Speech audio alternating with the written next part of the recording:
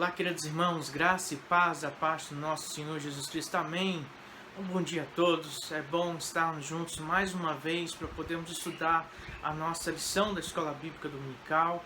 A minha oração é que sua vida seja achada debaixo da graça, da misericórdia, do poder e do amor do nosso Deus. Amém. Queria convidar você a orar nesse instante. Vamos orar ao Senhor? Feche seus olhos. Vamos agradecer a Deus por essa manhã, por mais essa oportunidade que nos dá de juntos podermos estudar a palavra do Senhor. Pai, graças nós damos ao nome do Senhor. Obrigado, meu Deus, pela tua misericórdia, pelo teu amor, pelo teu cuidado. Obrigado, Pai, por tudo que o Senhor tem feito em nossas vidas. Obrigado, Pai, pela oportunidade de podermos, meu Deus, ser enriquecidos através da tua palavra, com o teu conhecimento, de podermos ser assegurados pela tua palavra, meu Pai. Nossa oração nesta manhã, Deus, é que o Senhor nos visite poderosamente. Teu Espírito Santo prepara as nossas mentes para entender, ó Deus, aquilo que o Senhor tem a nos ensinar nesta manhã. Fica conosco, ó Pai. Nos abençoe no nome de Jesus. Amém. Amém, irmãos. Vamos então estudar a palavra do Senhor? Amém, irmãos. Vamos então dar continuidade ao estudo da nossa lição sobre Atos dos Apóstolos. Nós vamos estudar então essa manhã a lição de número 13. O texto básico da nossa lição é Atos 16, a partir do versículo 6 até o capítulo 17, versículo 34. Texto devocional Atos 17, do versículo 24 a 31. E nosso versículo-chave é Atos 17, 30, que diz: Deus não levou em conta os tempos da ignorância, mas agora Ele ordena a todas as pessoas em todos os lugares que se arrependam. Perdão. Temos o alvo da nossa lição. Cientificar-se das atividades evangelísticas de Paulo, motivar-se a aprender com a experiência de Paulo e aplicar-se a colocar em prática as abordagens evangelísticas aprendidas por Paulo. Nós vamos ver então que, através da experiência do apóstolo Paulo na sua segunda viagem missionária, nós vamos ver a necessidade, de fato, da Igreja do Senhor, ela viver esse tempo e levar com seriedade o papel de evangelização, cumprir bem o seu papel da grande comissão, nesse sentido de poder compreender as verdades estabelecidas no reino de Deus e fazer bem esse papel de alcançar, estar atento às diretrizes do Senhor e à vontade do Senhor para no que tange a obediência à grande comissão para as nossas vidas. Mas antes de nós entrarmos no estudo da nossa lição desta manhã, eu queria aprofundar com os irmãos, ou vamos brincar assim, seja um aquecimento. Eu queria trazer algumas questões para que nós pudéssemos então pensar.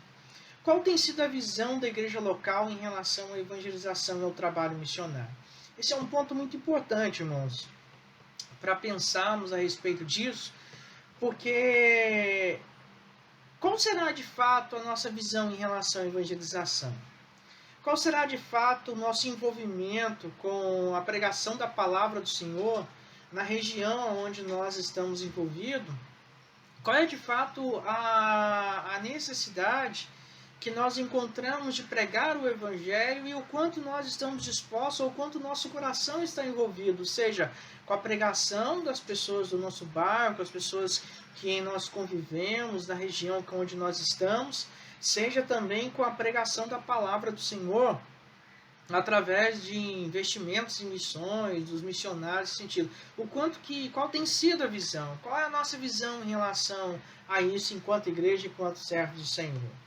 Temos sido sensíveis ao clamor do mundo e das pessoas que vivem em nossa cidade, que precisam das bênçãos da salvação? Será que realmente, enquanto igreja, enquanto servos de Deus, eu e você, nós estamos sensíveis à realidade daquelas pessoas que estão à nossa volta? Será que nós estamos com os nossos ouvidos atentos ao clamor dessas pessoas? Principalmente nesse tempo que nós vivemos de isolamento social, distanciamento social. Nós vemos que as pessoas que tanto ridicularizavam, falavam mal do Evangelho, agora estão mais atentas, estão mais sensíveis a uma palavra de esperança, a algo que venha trazer alívio circunstancial ao seu coração. Mas a pergunta é, será que de fato, enquanto igrejas, enquanto cristãos e enquanto servos do Senhor, será que realmente nós estamos verdadeiramente atentos a essas necessidades, atentos àquelas pessoas que vivem em nossa cidade? Será que estamos atentos e temos de fato cumprido o nosso papel como emissários de levar as boas novas de grande salvação a essas pessoas? Como será que está a nossa vida? Será que realmente eu e você estamos atentos a todas essas coisas? É um ponto, irmãos, para nós pensarmos e avaliarmos. Mas outra coisa termos tido amor pelas pessoas que, independente da sua condição social, cultural, precisam de transformação pelo poder do Evangelho de Jesus Cristo. Esse é um ponto importante a se pensar.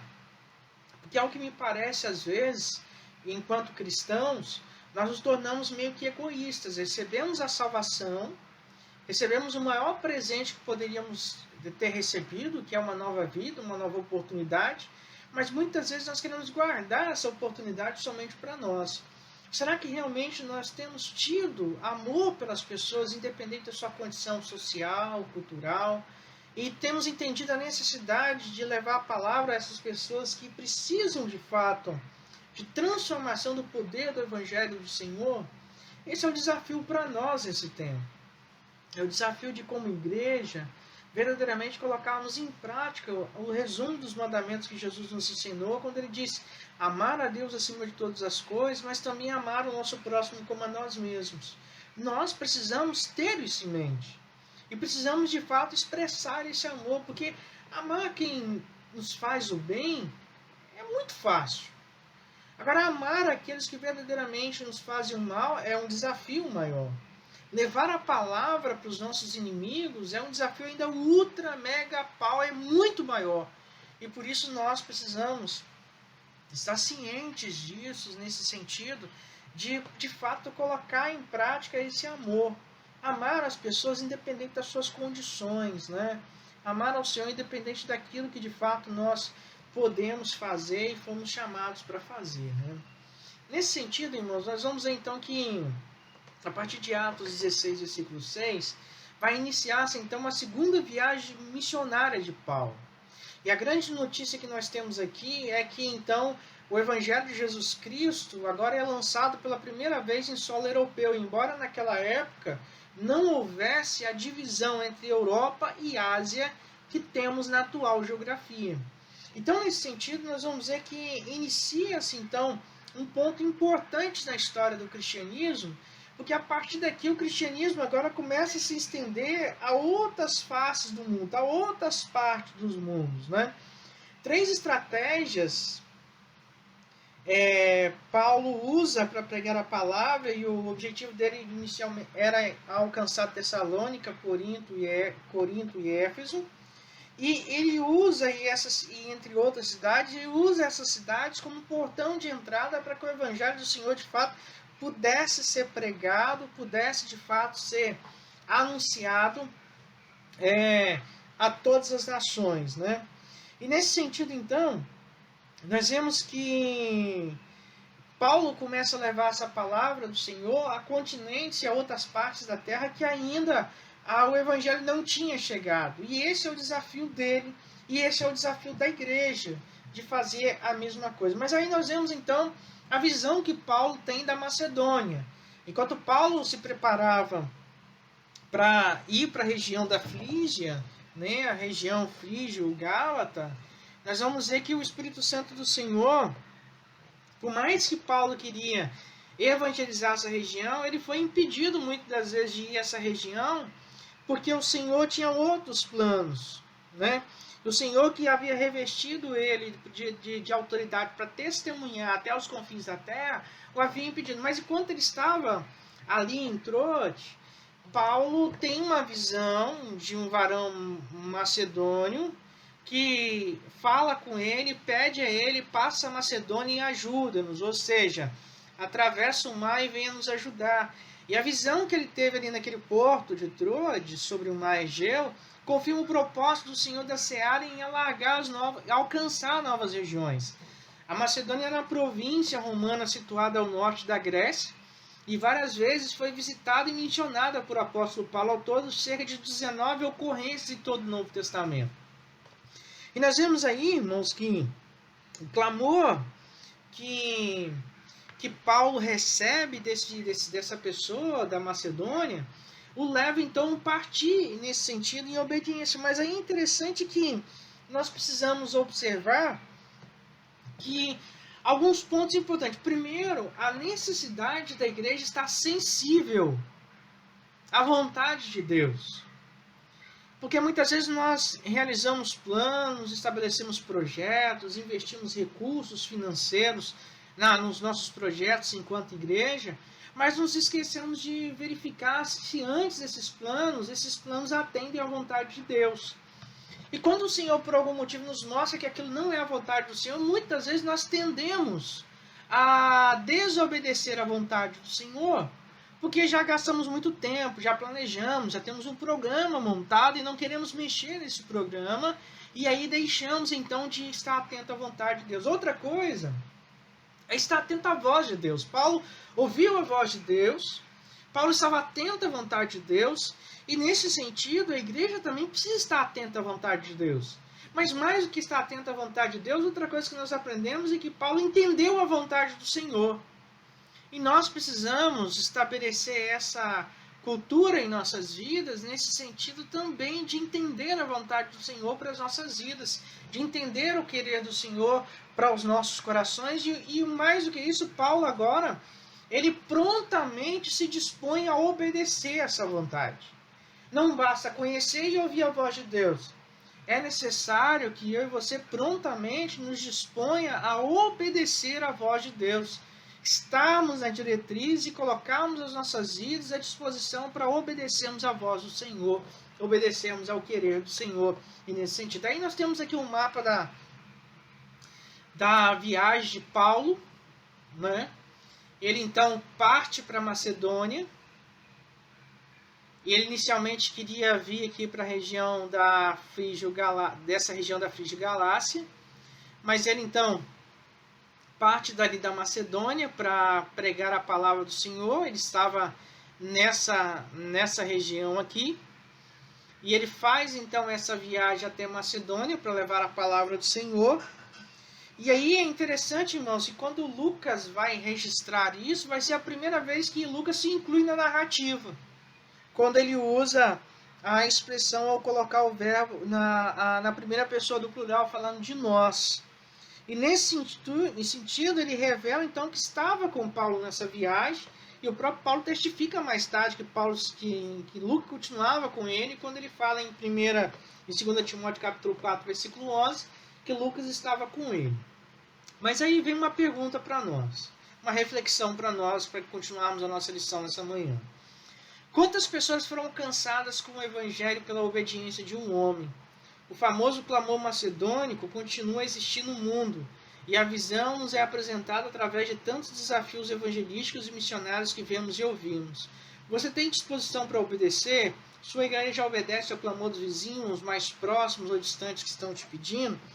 Então nós vemos que Paulo atravessou aquela região para levar a palavra do Senhor àquelas pessoas que necessitavam ouvir o Evangelho, mas mais do que isso, o exemplo de Paulo de obedecer aquilo que o Senhor estava fazendo e de ir até a Macedônia, mesmo não estando nos planos originais dele ali, enquanto missionário, enquanto viajante, ele mostra a necessidade de estarmos dispostos a obedecer ao Senhor. E essa é uma reflexão bem interessante que nós precisamos fazer, porque o quanto eu e você estamos dispostos a obedecer ao Senhor. Até que ponto o meu coração e o seu coração estão dispostos para obedecer ao Senhor e, nesse sentido, então, fazer aquilo que Ele de fato requer de nós? Será que a nossa igreja, será que eu, será que você, nós estamos sensíveis, obedientes e atentos ao clamor dos nossos vizinhos, das pessoas que estão próximas de nós, ou das pessoas que estão mais distantes, que estão nos pedindo ajuda? É importante nós revermos as nossas atitudes enquanto cristãos e entendermos de fato que o Senhor nos chamou para uma missão muito maior. O Evangelho de Jesus ele é muito maior do que aquilo que nós podemos imaginar. O Evangelho de Jesus vai muito além daquilo que nós podemos compreender, e o chamado dele é muito maior para nós. E esse chamado requer de nós obediência. Precisamos entender, Precisamos estar atentos à voz de Deus. Precisamos, de fato, nos prontificar a obedecer e precisamos, de fato, ir pregar a palavra do Senhor. E o nosso campo missionário, queridos, está do nosso lado, está na nossa casa, está com os nossos vizinhos, está com todos aqueles que estão perto de nós, está com a pessoa que senta do nosso lado no ônibus, está com a pessoa que senta do lado da nossa mesa no trabalho. Esse é o nosso campo missionário e que nós verdadeiramente precisamos levar a essas pessoas, de fato, então, essa palavra que transforma e sermos obedientes, então, à grande comissão. Aí, irmãos, nós vamos ver, então, que Paulo parte ali da Macedônia, mas ele, ali fazendo a palavra e pregando a palavra do Senhor, ele parte, então, para Filipos. E aí nós vemos os versos, a partir do versículo 11 até o versículo 40, e vai ser citado 3 conversões importantes nessa passagem. A conversão de Lídia, a jovem adivinhadora e o carcereiro convertido. E aí nós vamos ver que essa diversidade confirma o alcance do Evangelho de Jesus Cristo, que deve ser pregado a toda criatura. Nós temos uma diversidade aí dessas pessoas. E a igreja de Filipos, diga-se de passagem, foi uma igreja de muita influência no ministério do apóstolo Paulo. Era uma igreja bem localizada e os membros daquela igreja tinham uma influência social e econômica razoável. Por isso Paulo se refere a eles sempre com muita gratidão e muito amor, como nós lemos lá a carta aos Filipenses. Mas vamos ver então um pouco aí sobre a conversão de Lídia. Então, durante uma reunião de mulheres ali sentadas à beira do rio, este é o cenário onde uma comerciante chamada Lídia teve o privilégio de ouvir o maior apóstolo de todos os tempos. Né? Para os irmãos terem uma ideia, Lídia era comerciante de vendedora de púrpura, ou seja, um tecido que era tingido com essa cor púrpura.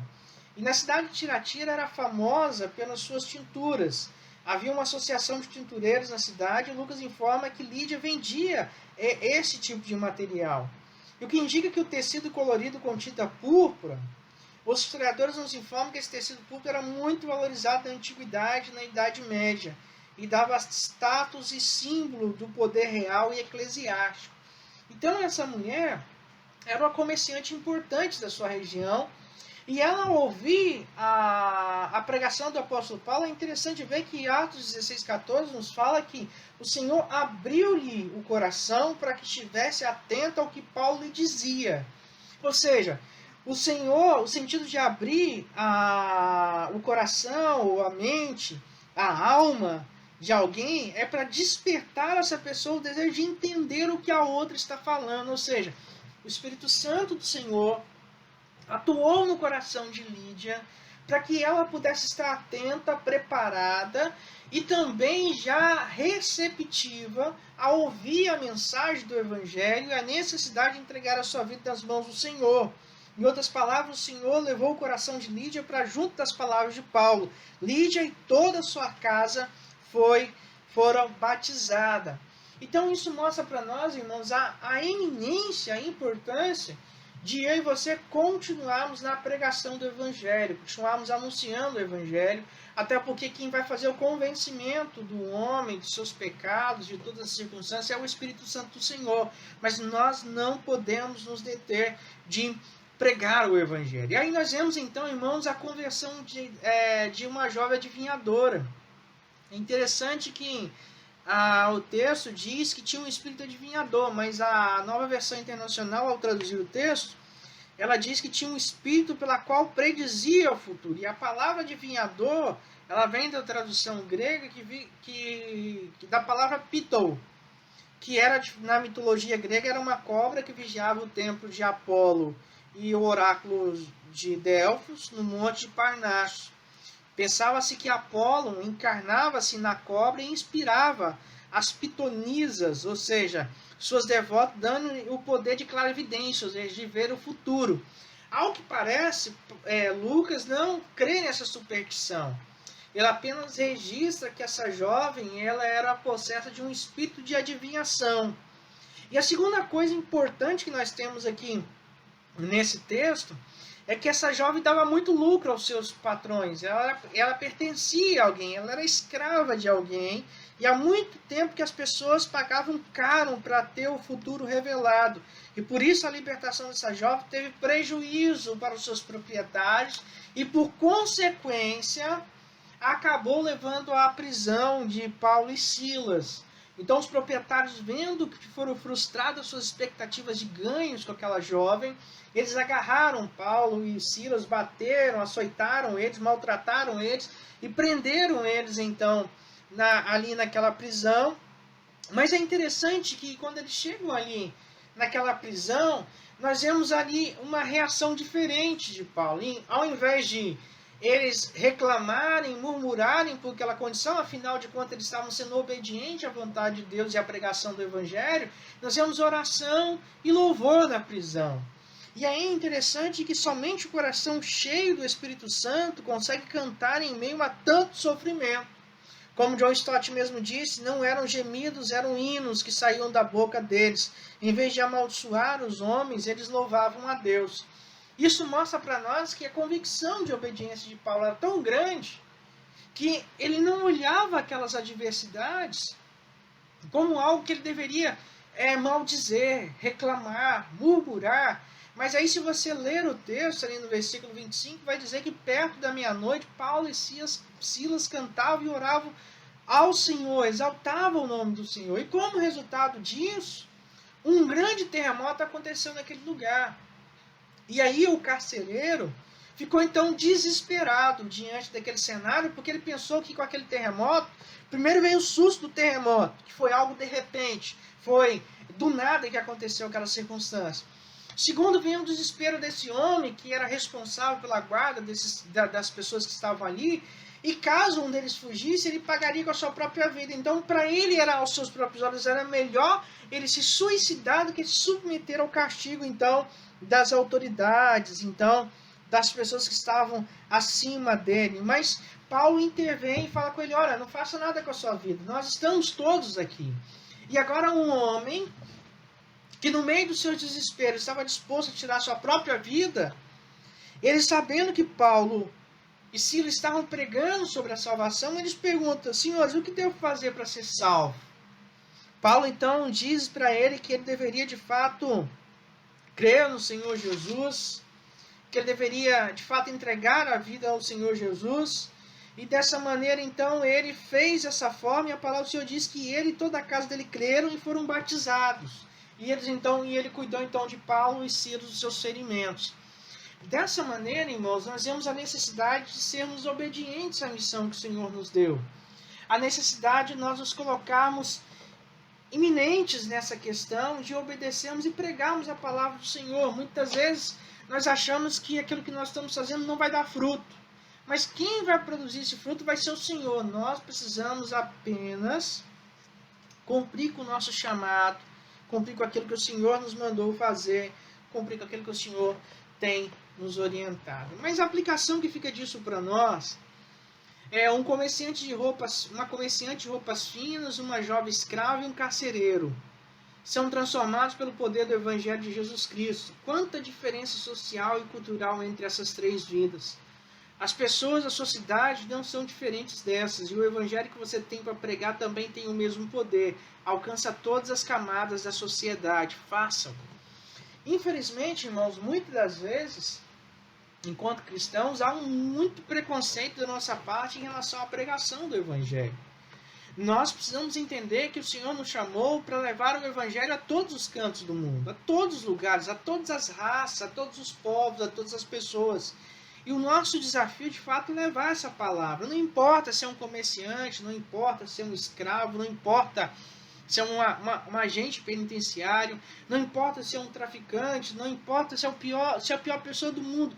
Se temos a oportunidade de pregar o Evangelho, nós precisamos pregar o Evangelho porque ele tem poder para resgatar e para transformar a vida das pessoas. Mas aí nós vemos então a missão de Paulo em Tessalônica.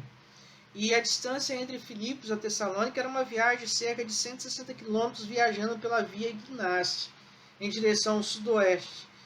Tessalônica era uma cidade portuária, era a capital da Macedônia.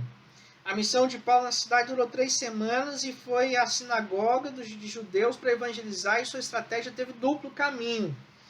Primeiro, ele começou falando sobre as Escrituras, pregando sobre a Escritura. É interessante que o texto que aparece para nós em português como discutiu, é uma palavra grega, diagonai, de onde vem depois da origem a palavra diálogo. Ou seja, Paulo estava expondo as Escrituras e falando quem era a autoridade dessas Escrituras e mostrando que o próprio Senhor disse para eles que eles deveriam examinar as Escrituras. Eles deveriam conhecer a palavra de Deus, deveriam profundamente conhecer aquilo que estava prescrito na palavra do Senhor. Mas, além de tudo isso, ele mostrou também que as Escrituras revelavam quem era Jesus, ou seja, Jesus era o Cristo. E ele, de fato, era aquele que o Messias, que havia sido predito antes. Que as Escrituras testificavam de Jesus Cristo, que o Evangelho anunciado por Paulo em Tessalônica era sobre o Cristo crucificado, expondo e demonstrando ter sido necessário que Cristo padecesse e ressuscitasse dentre os mortos. O resultado disso é que muitos judeus e gregos creram, mas alguns se encheram então de inveja e começaram a perseguir Paulo e Silas, e Paulo e Silas tiveram então que deixar aquela cidade e partiram dali então para Bereia.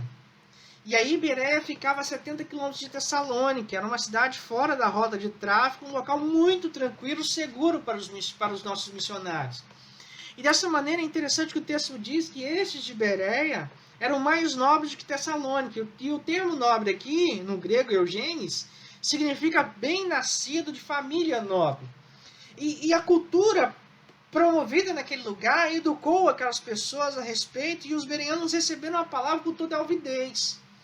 Mas esse entusiasmo de receber a palavra não os isentou de examinar, fazer um exame crítico nas Escrituras para saber se aquilo que Paulo e Silas estavam pregando verdadeiramente era a palavra de Deus.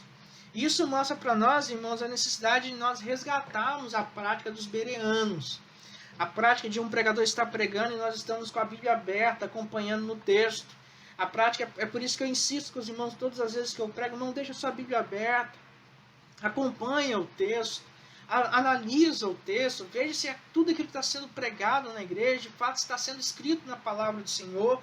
E os bereanos faziam justamente isso. Mas mesmo ali naquele lugar, houve novas perseguições. Mas muitos deles creram, mulheres gregas de alta posição social e muitos homens. Mas então Paulo deixa Silas e Timóteo naquela região, e Paulo parte então para 300 quilômetros depois e chega então em Atenas para anunciar o Evangelho do Senhor. Aí vem a aplicação para nós. A mensagem de Paulo nessas duas cidades tinha as Escrituras como texto único. Os judeus de Tessalônica, de Bereia, ouviram a partir das Escrituras que Jesus Cristo é o Messias. Quando você prega, qual é o seu ponto de partida? Há evangelho que não parte das Escrituras. Sendo assim, podemos considerá-lo um evangelho autêntico. E aí, querido, essa é uma reflexão importante, porque nós vivemos dias de outro evangelho. Um evangelho que fala das dores do homem, um evangelho que fala das necessidades do homem, um evangelho que fala do bem do homem, um evangelho que fala da preciosidade do homem, um evangelho que fala das necessidades do homem, mas um evangelho que não fala de Jesus, que não fala de pecado, que não fala de cruz, que não fala de arrependimento, que não fala de condenação, que não fala de justiça e que não fala de vida eterna. E se o evangelho não revela Jesus Cristo e a sua obra, esse não é o evangelho autêntico. E por isso nós precisamos conhecer bem as Escrituras do Senhor. Dessa maneira, quando nós chegamos aqui em Atenas, nós vamos ver que o que Paulo viu, o que Paulo sentiu e o que o Paulo fez. E aí é interessante, e o que Paulo disse, é interessante porque o que Paulo viu uma cidade banhada por ídolos, idolatramente, ou seja, a idolatria reinava ali e significava que estava debaixo de ídolos, era ídolo de tudo quanto é lado, era ídolo de tudo quanto é jeito, era pinturas, estátuas, era uma floresta de imagens esculpidas em ouro, prata, marfim, mármore, pedras preciosas, confeccionadas pelos melhores escultores gregos. Paulo vê uma situação devastadora ali. Mas o que Paulo sente? O texto diz que o espírito de Paulo se revoltava dentro dele. E aí eu me falo das palavras do pastor Valdeci Santos, quando ele comenta esse texto, ele diz que o espírito de Paulo se revoltou dentro dele porque o coração dele pulsava em sintonia com o coração de Deus. O que Paulo sentiu no seu coração ao ver toda aquela idolatria naquela cidade é justamente aquilo que Deus sente em relação à idolatria. E Paulo então fica revoltado com aquela situação. E interessante que o termo grego para revolta no grego clássico é a ideia de um ataque epilético. É como se Paulo tivesse tido um ataque com aquela situação. E o que Paulo faz diante daquela idolatria é justamente pregar a palavra de Deus. Muitas das vezes nós vemos a idolatria e apenas nos colocamos a denunciar a idolatria, mas não aproveitamos essa oportunidade para pregar a palavra de Deus. E o que Paulo vai fazer é justamente uma coisa positiva. Ele começa a pregar a palavra. E quando ele começa a pregar a palavra, ele atinge 3 níveis daquela sociedade: religiosos da sinagoga, cidadãos comuns na praça e filósofos intelectuais. E nós não podemos deixar aqui, irmãos, de admirar a habilidade de Paulo para pregar a palavra do Senhor para essas pessoas. E aí John Stott diz que Cristo deseja mentes humildes, mas não reprimidas. E o que Paulo diz?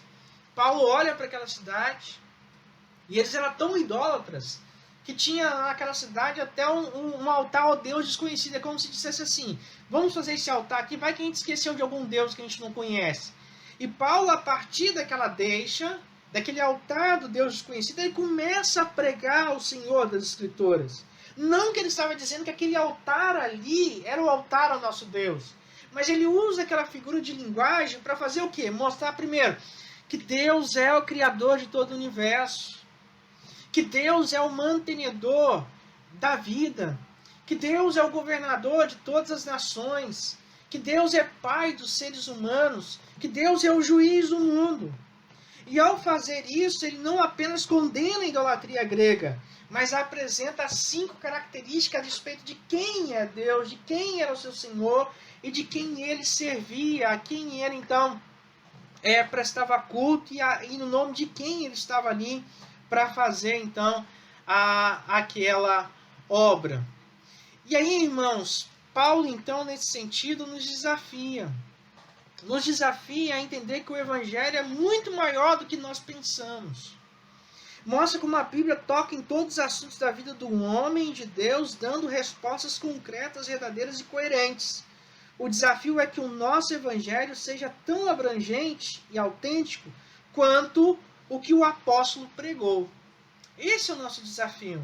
O desafio de fato de levar a palavra de Deus a todas as pessoas. Nós vemos então, irmãos, que a Missão Europa trouxe modelos e experiências que ainda hoje são aplicáveis. Muitas cidades e situações no país em que vivemos têm os seus correspondentes. Sigamos então o exemplo do apóstolo Paulo. Amém, irmãos? Manda suas dúvidas para nós. Estou sentindo falta da participação dos irmãos na nossa aula. Manda para a gente aí as suas dúvidas. Grava suas perguntas. Vai ser um enorme prazer poder responder cada uma delas. E que Deus possa, então, nos abençoar. Espero que o estudo nessa manhã tenha enriquecido o coração dos irmãos, assim como enriqueceu o meu. Que maravilha, irmãos. Olha, seja dado ao nome do nosso Deus pela oportunidade que Ele nos dá de estudarmos a sua palavra. Que a sua vida possa ter sido enriquecida com o conhecimento da palavra do Senhor nesta manhã. E que você continue firme, perseverante, buscando então sempre o conhecimento do Senhor. Que Deus abençoe a sua vida. E eu queria orar mais uma vez com você. Pai, graças nós damos ao Senhor. Obrigado, meu Deus, por essa manhã. Obrigado pelo estudo da Tua Palavra. Obrigado por tudo que o Senhor tem feito por nós. Obrigado, Pai, pois Tua Palavra ela é viva, ela é eficaz. A Tua Palavra não volta vazia, Deus. A Tua Palavra tem sido o nosso alimento, o nosso sustento. A Tua Palavra, ó Pai, é aquela que tem nos ajudado nesses dias tão difíceis, ó Deus, que nós temos vivido. Fica conosco, ó Pai. Nos abençoe. É a oração que nós fazemos ao Senhor, no nome de Jesus. Amém. Amém, querido. Deus te abençoe, Deus te guarde. Que o amor de Deus o Pai, a comunhão do seu Santo Espírito e o amor de Jesus Cristo possa ser com a sua vida todos os dias, desde agora e para todo sempre. E até o nosso próximo encontro, se Deus assim nos permitir. Ide em paz e fiquem todos despedidos na graça do nosso Senhor.